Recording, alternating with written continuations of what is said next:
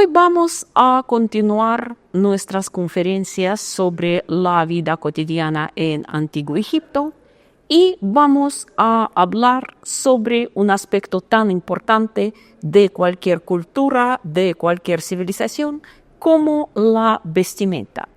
Cómo se vestían los antiguos egipcios, qué materiales usaban y cómo iba evolucionando su vestidura a lo largo de su milenaria historia. Vamos a centrarnos en estos aspectos. Los egipcios realmente prestaban mucha atención a su apariencia y la ropa era para ellos algo muy importante.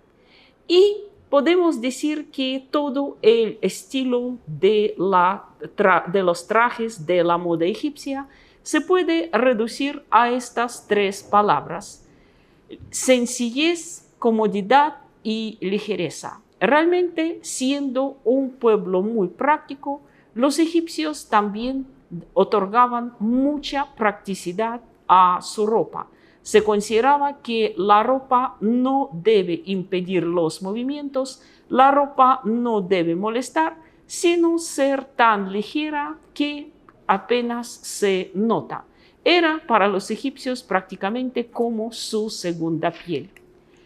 También cabe señalar que la ropa en Antiguo Egipto no se ha cambiado mucho a lo largo de su historia. En el sentido de la moda, los egipcios eran bastante conservadores. Aquí, en esta imagen, precisamente podemos ver cómo iba cambiando el atuendo de los egipcios, tanto el femenino como el masculino, a lo largo de toda su historia, comenzando con el Imperio Antiguo, pasando al Imperio Medio, luego Imperio Nuevo, y como podemos ver, sí se cambiaban algunos detalles, pero el estilo, el modelo de la ropa quedaban casi sin cambios. En este aspecto, los egipcios eran más apegados a sus tradiciones que tal vez ningún otro pueblo.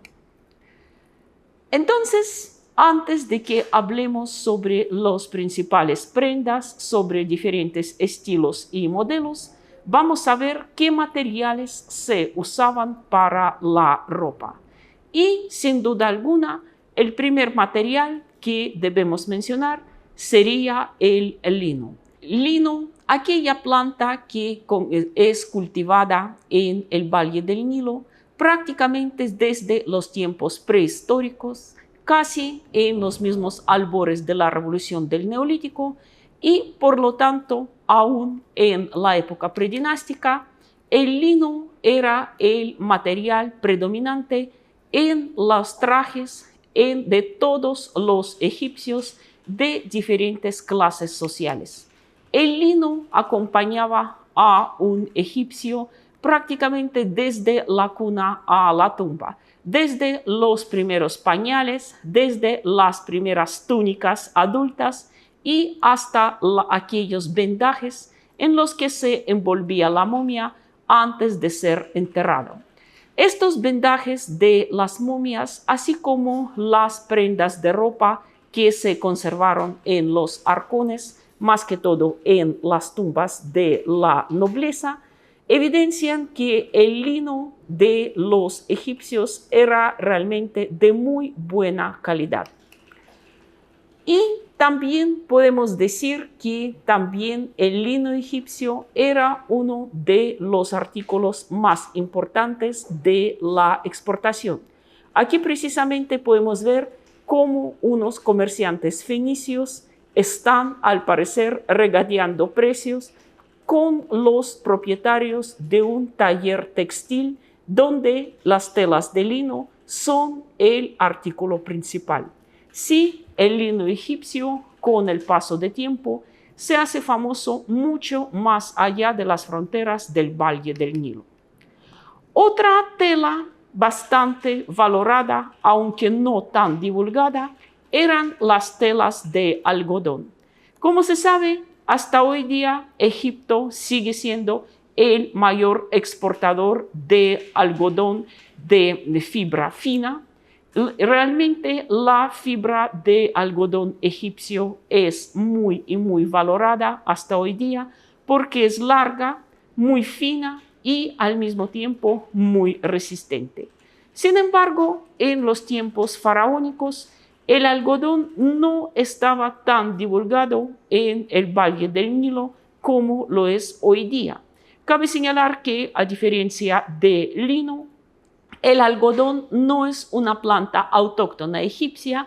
Como se sabe, algodón fue cultivado por primera vez mucho más lejos de Egipto, en el Valle del Indo, y no se sabe con exactitud cuándo llegó a Egipto. Por lo tanto, las telas de algodón eran mucho más raras y mucho más costosas que las telas de lino. Aquí precisamente podemos ver que solo la nobleza se permitía el lujo de vestirse con estas telas. También de algodón se fabricaban las túnicas de los sacerdotes de alto rango, como por ejemplo el sacerdote del dios Apis que vemos aquí, y también para el mismo faraón. Como podemos ver, el algodón era una prenda demasiado cara. De tal modo, como podemos ver, los egipcios siempre preferían telas de fibras vegetales. En cambio, la lana, un material tan antiguo que se conoce prácticamente desde la época de la domesticación de oveja y cabra, en Egipto no era considerado una ropa digna. Más bien se consideraban que vestir telas blancas de algodón y de lino era el rasgo principal que diferenciaba a un egipcio de los pueblos asiáticos. Todos aquellos vecinos orientales de Egipto, todos estos sirios, cananeos, israelitas, entre otros, y aquí precisamente podemos ver cómo eran las telas de lana usadas por los asiáticos. Desde nuestro punto de vista, no hay nada malo en estas prendas, realmente se ven cómodos, elegantes, pero los egipcios despreciaban lana y por su olor consideraban que huele a oveja y cabra, por lo tanto no puede ser admitida en ningún lugar de reuniones donde se reúnen la gente respetada. Y además el mismo estilo de los asiáticos, mucho más pintoresco, mucho más ornamentado, y desde el punto de vista de los egipcios también muy chillón, no era bien visto. Cabe señalar que la lana como tal comienza a expandirse en Egipto relativamente tarde, ya en la época helenística, cuando ya la moda griega poco a poco va desplazando el estilo tradicional egipcio, pero de todos modos, incluso bajo los Ptolomeos, aquellos reyes macedonios de Egipto, se ejercía la regla según la cual los sacerdotes, los servidores de los dioses, bajo ningún pretexto podían usar lana ni otras telas de fibra animal, y que ningún hombre o ninguna mujer podría entrar en un santuario vestido de lana. Solo se admitían las telas tradicionales, tales como el lino y el algodón. Y ahora que conocemos cuáles eran los materiales de los que los egipcios confeccionaban sus ropas, vamos a ver cuáles eran las prendas básicas, masculinas y femeninas, de uso cotidiano en Antiguo Egipto.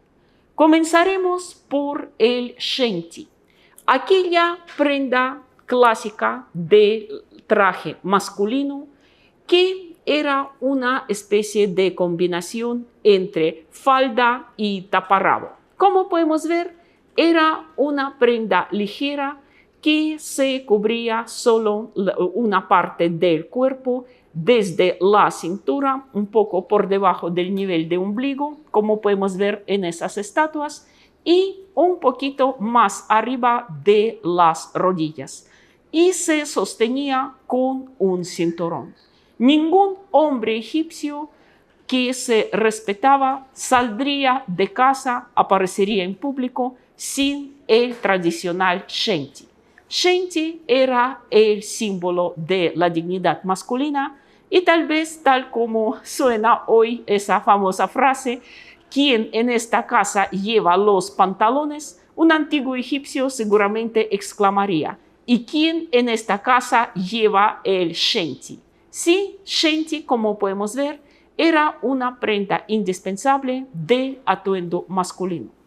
En el Imperio Antiguo, como hemos visto en uno de los cuadros anteriores, shenti era prácticamente la única ropa que usaban los varones. Cabe señalar que también, aunque la sociedad egipcia, como nos hemos dado cuenta, era una sociedad muy clasista, muy jerárquica, pero no existía una gran diferencia entre clase baja, clase media, clase alta, en cuanto en la vestidura, en la manera de vestirse. Aquí podemos ver a unos campesinos atareados con sus faenas del campo y todos llevan el shenti. Aquí los pescadores regresando a casa con la abundante pesca y como podemos ver, esta categoría de trabajadores también está usando shenti. Los pastores, los pescadores, los agricultores, los artesanos, los constructores, prácticamente todos los trabajadores de Egipto, como vemos en esta imagen, usaban el shenti, tan sencillo, tan práctico y tan cómodo. Pero no hay que pensar que shenti era únicamente prenda propia a las clases bajas, no. Soldados, por ejemplo, incluso de la guardia personal del faraón, como vemos en este fresco, y también en este grupo escultórico, también van ataviados con el mismo shenti. Sí, en la batalla, en la marcha, shenti no impedía a los guerreros a moverse con libertad. Aquí vamos a ver la escena de la recolección de impuestos y como podemos ver, los recaudadores, los funcionarios públicos, estos ya son representantes de la clase media egipcia, también cumplen su trabajo vestidos con el mismo shenti. Los egipcios también consideraban que shenti era una especie de uniforme de los funcionarios, de los escribas de la corte. Prácticamente en todas las imágenes que representan a los escribas trabajando, ellos también están usando esta misma combinación de falda con el taparrabo.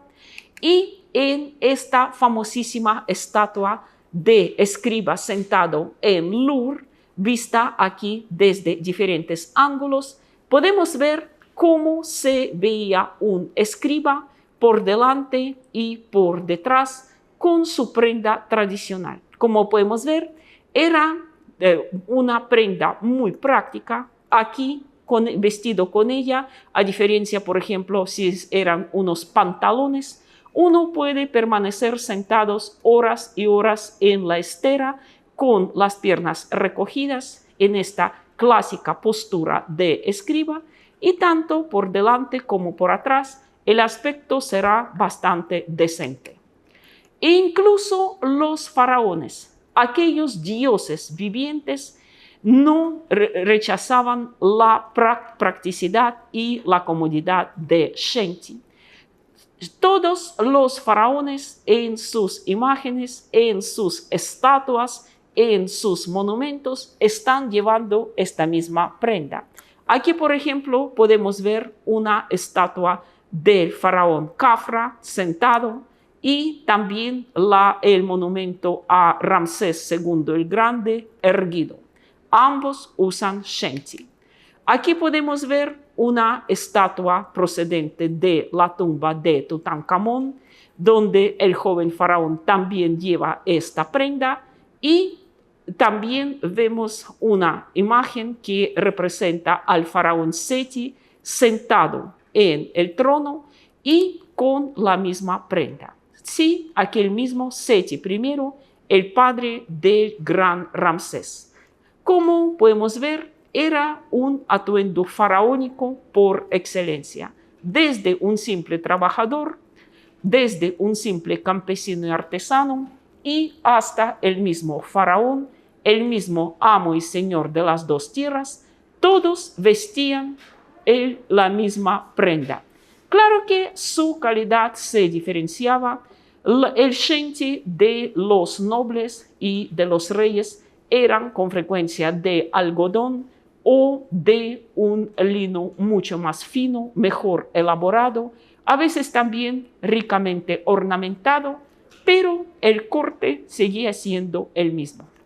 Es curioso que incluso en la etapa helenística y más tarde, cuando Egipto se convierte en una provincia del Imperio Romano, los retratos oficiales de los gobernantes de Egipto no se diferencia mucho del estilo de los primeros faraones. Aquí, como podemos ver, y gobernantes macedonios y posteriormente romanos en Egipto también eran representados llevando el mismo shenti. Aquí a la izquierda vemos la estatua de Ptolomeo I el Sóter, prácticamente el fundador de la dinastía ptolemaica.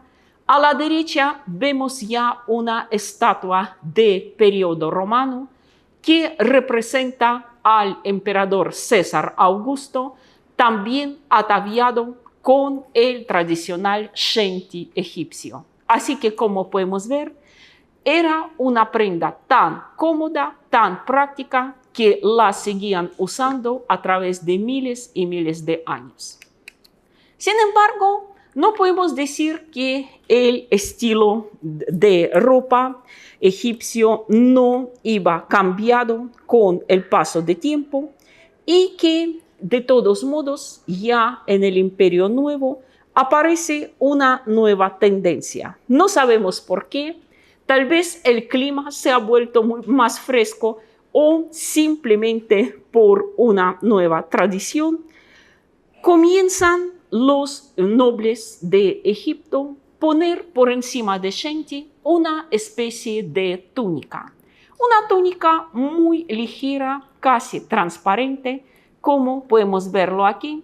Casi no se diferenciaban entre las clases sociales y solo viendo los ornamentos de cada una de estas túnicas podemos definir cuál de los tres hombres que aparecen en esta escena es el más noble, el más rico. Sin duda alguna será el que está a la derecha. Lleva una túnica muy ricamente adornada. Aquí, como podemos ver, prácticamente en todos los bajorrelieves del Imperio Nuevo, los hombres ya no aparecen sin la túnica. Parece que se pone como ya una etiqueta obligatoria ponérsela por encima de shenti, al menos en las ceremonias públicas. Y como podemos ver en las pinturas y en los relieves funerarios, también el difunto se hace retratar con túnica. Túnica puesta por encima del taparrabo tradicional. Así que, como podemos ver, incluso una moda tan conservadora como la egipcia también tenía sus cambios. Una forma muy particular de vestirse tenían los sacerdotes de Egipto, aunque, como podemos ver aquí, llevaban también el taparrabo, por encima de él una túnica, solo que la túnica debería ser siempre de mejor algodón o de lino, mucho más fina que la de hombres de clase, por ejemplo, media, porque la clase baja siguió sin usar la túnica. Y el elemento, sin duda alguna, más particular es aquí la piel de leopardo. La piel de leopardo en los sacerdotes de alto rango siempre era el símbolo distintivo de su santidad. Solo un hombre que se dedica al servicio a los dioses y no un sacerdote cualquiera, sino alguien que ya había pasado varios años al servicio de los dioses y ha ganado el respeto de sus colegas y del mismo faraón, podía ataviarse con la piel de leopardo. De todos modos, en cuanto a los trajes ceremoniales de los sacerdotes, aquí también habían diferencias, habían unos detalles propios al culto de tal o cual dios. Porque ya sabemos que los egipcios adoraban un sinfín de dioses y los servidores de cada orden religiosa, de cada divinidad en particular, tenían sus propios ornamentos distintivos, aunque la túnica blanca y la piel de pantera era un signo distintivo de los sacerdotes, al igual que su cabeza rapada. Y sin duda alguna, la túnica más elegante, la más hermosa, la más adornada era la del faraón. Como podemos ver, aquí hay unos bordados con hilos de oro y plata, unos ornamentos de colores vistosos, pero el corte de la túnica de algodón o de lino blanco sigue siendo la misma. En este sentido, ni el faraón se diferenciaba mucho de sus súbditos.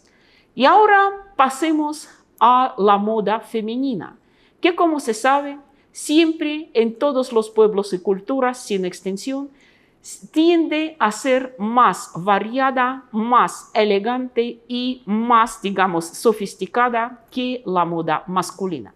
Vamos a ver cómo se vestían las mujeres egipcias a lo largo de la historia. Tal como los varones egipcios desde el periodo predinástico llevaban el shenzi, podemos decir que para las mujeres la misma importancia tenía el calasiris. Calasiris, aquel vestido tradicional egipcio, por lo general de lino. Por primera vez, este término calasiris es mencionado por Heródoto en sus historias. Las mujeres egipcias llevan unos quitones de lino con flecos en el dobladillo llamado calasiris.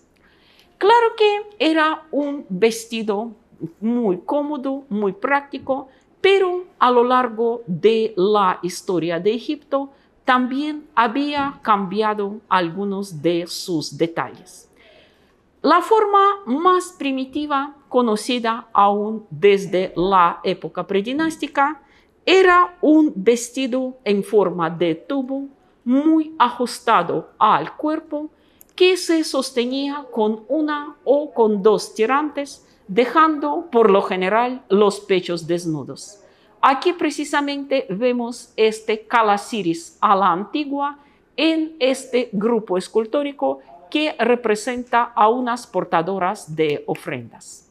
Las mujeres valoraban este estilo por su practicidad, por su comodidad, y prácticamente en todas las escenas vemos a las mujeres de estrato social bajo, a las mujeres trabajadoras, usando este mismo calasiris con tirantes. Aquí, por ejemplo, un grupo escultórico muy interesante que representa a las mujeres moliendo granos, mientras los hombres están haciendo la masa y horneando el pan. Y mientras los dos panaderos, como podemos ver, llevan el mismo shenzi, al igual que todos los trabajadores en Egipto, sus dos asistentes femeninas llevan aquel mismo calasiris con tirantes. Aquí también en una escena que representa a los sirvientes de un palacio, un grupo hallado en la tumba de un noble, quien sin duda alguna quiso que sus mejores servidores le acompañaran también en el más allá. Como podemos ver, las mujeres, las sirvientas del palacio, están llevando esta prenda. Pero eso no significa que calasiris era usado únicamente por las mujeres del pueblo. Aquí en una pintura que representa un matrimonio ya acomodado de clase media, era la escena de la tumba de un hombre que era un funcionario de cierta importancia. Y aquí, como podemos ver, la esposa del difunto que vemos detrás de él también está usando el mismo calasiris con tirantes. Esta es dos estatuas que representan a las dos nobles damas, hermanas cuyos nombres eran Idet y Ruiu, y como podemos ver, estas dos hermanas, posiblemente gemelas, están usando también el mismo calasiris al estilo antiguo. Incluso las reinas del Imperio Antiguo usaban este mismo vestido. Claro que la tela era mucho más fina, mucho más ornamentada, pero tal como vemos en estas imágenes, eran el mismo vestido en forma de tubo que se ajustaba muy bien al cuerpo y los mismos tirantes que lo sostenían, dejando los senos al descubierto. Las mujeres egipcias no se avergonzaban de su busto. Como podemos ver, era un vestido muy elegante, pero favorece únicamente a las mujeres de cuerpo esbelto, espigado, y posiblemente las mujeres con más formas, con más grasita en el cuerpo, no les agradaba mucho este estilo. Pero no hay ninguna estatua, ninguna pintura de una egipcia gordita. ¿Qué será? ¿Mera estilización o que tal vez realmente el modo de vida, la dieta, obligaban a las mujeres a mantenerse en forma? Realmente en el arte egipcio nunca vemos gordos, tal vez porque ni shenti masculino ni calasiris femenino no favorecían a las personas con exceso de grasa. Y no solo en vida. Parece que calasiris acompañaba a las mujeres incluso en la muerte. En esta curiosa pintura que representa a unas plañideras, mujeres a las que se contrataba por llorar en los entierros, como podemos ver, todas ellas también llevan el mismo calasiris. Con el Imperio Medio, la moda va cambiando un poco. Más que todo porque Egipto entra en contactos con otras culturas, más que todo con las culturas de Mesopotamia, y parece que el tradicional lino o algodón blanco ya no agrada mucho a las damas egipcias. La época del Reino Medio es cuando entra en moda los vestidos de lentejuelas, de un aspecto bastante curioso. Y cabe señalar que los diseñadores modernos, quienes tratan de usar el estilo y los motivos egipcios en sus modelos, casi siempre acuden al modelo de la época del Imperio Medio. Así, aquí precisamente podemos ver estos diseños modernos, vestidos de lentejuelas, pero creados a base de los antiguos modelos egipcios. Podemos decir que el Imperio Medio era cuando mejor se vestían las mujeres egipcias desde nuestro punto de vista. Sus ropas se volvieron más variados, más, digamos, ornamentados. Ya no era el mismo tono blanco un tanto abrumador. Parece que este estilo alcanzó su apogeo durante el segundo periodo intermedio, cuando Egipto estaba bajo el dominio de los Hicsos, un pueblo nómada de origen asiático que durante casi 200 años dominaron Egipto e incluso fundaron ahí sus propias dinastías. Pero todo cambia con el Imperio Nuevo. cuando el faraón Ahmose, el fundador del Imperio Nuevo por excelencia, tras una larga guerra de independencia, expulsa a los invasores asiáticos y paradójicamente con el Imperio Nuevo desaparecen todos estos ornamentos y lentejuelas porque tal vez ahora los egipcios los consideran poco patrióticos, porque eran como un recuerdo de los invasores asiáticos. La moda del Imperio Nuevo se vuelve nuevamente al su blanco inmaculado. Se tratan, en cierto modo, imitar a sus ancestros del Imperio Antiguo, pero no del todo. Aquí precisamente podemos ver cómo ha cambiado el Calasiris en Imperio Nuevo. Las mujeres siguen usando el vestido ajustado, pero como podemos ver, nada de los tirantes. Este elemento ahora se considera anticuado, pasado de moda. Al vestido se le añaden unas mangas, aunque siguen siendo unas mangas muy cortas debido al clima egipcio, y por encima se le pone una especie de manto de una tela aún más fina, casi transparente. De todos modos, podemos decir ahora a las gorditas se les aparece un nuevo chance de drapear un poco las imperfecciones de su figura con este manto. Aquí en esta escena que representa una procesión religiosa, unas sacerdotisas marchando en fila, como podemos ver, todas ellas ya llevan aquella túnica del Imperio Nuevo que se pone por encima de Calasiris. Y sin duda alguna, las que dictan la moda son las reinas.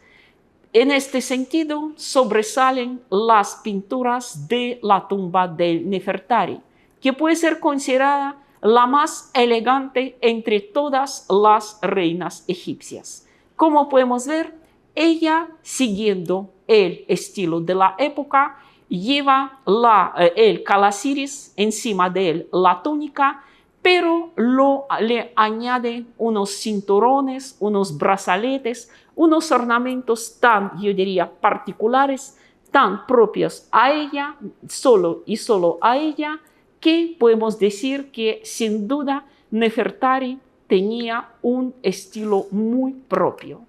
Y aquí precisamente en esta imagen, también procedente de la tumba de Nefertari, donde aparece la diosa Isis guiando a Nefertari al reino de los muertos, podemos ver precisamente las diferencias. La diosa está llevando un calasiris al estilo antiguo con tirantes, mientras la reina está vestida a la última moda. Aquí me gusta mucho en particular esta imagen porque nos muestra cómo había cambiado el estilo.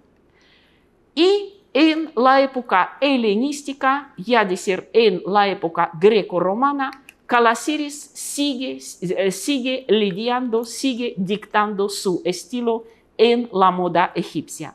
Aquí, por ejemplo, vemos a las dos reinas helenísticas.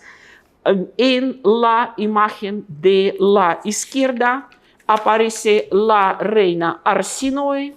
Ella, como se sabe, era una representante de la dinastía ptolemaica. Más exactamente, aquí se trata de Arsinoe II. Y en la imagen a la derecha aparece nuestra muy conocida, tal vez la más conocida entre todas las soberanas egipcias, la reina Cleopatra VII, la última reina de Egipto helenístico. Y como podemos ver, en los tiempos de Cleopatra, el calasiris ya se vuelve casi transparente, la reina se ve aquí prácticamente desnuda, la prenda apenas oculta los contornos de su cuerpo, su desnudez. Una imagen un tanto distinta de Cleopatra porque aquí la muestra muy distinta de todos aquellos bustos al estilo griego que conocemos. Así que como podemos ver, al igual que el shenti masculino, el calasiris femenino también persistió a través de los milenios. Y algo más, no sería una exageración decir que los egipcios en el Imperio Nuevo fueron unos auténticos creadores de la moda unisex. Antes, como podemos ver, los hombres usaban únicamente el shenti, las mujeres únicamente el calasiris, pero desde que aparece la moda de las túnicas, aquellas túnicas que hacen como prácticamente ocultar la silueta, aunque de una manera yo diría muy incompleta, y los hombres y las mujeres comienzan a lucir unas túnicas muy parecidas. Aquí, en estas imágenes que representan parejas de nobles, de reyes y reinas, podemos ver hasta qué punto en el Imperio Nuevo se ha borrado la diferencia entre el traje masculino y femenino. Y para finalizar nuestro cuento acerca de la vestimenta egipcia, podemos decir hasta qué punto las tradiciones egipcias siguen predominando en la moda actual. Aquí podemos ver a los modelos actuales usando las prendas diseñadas al estilo egipcio de hace miles y miles de años, pero se ven hermosos y elegantes en los podios actuales.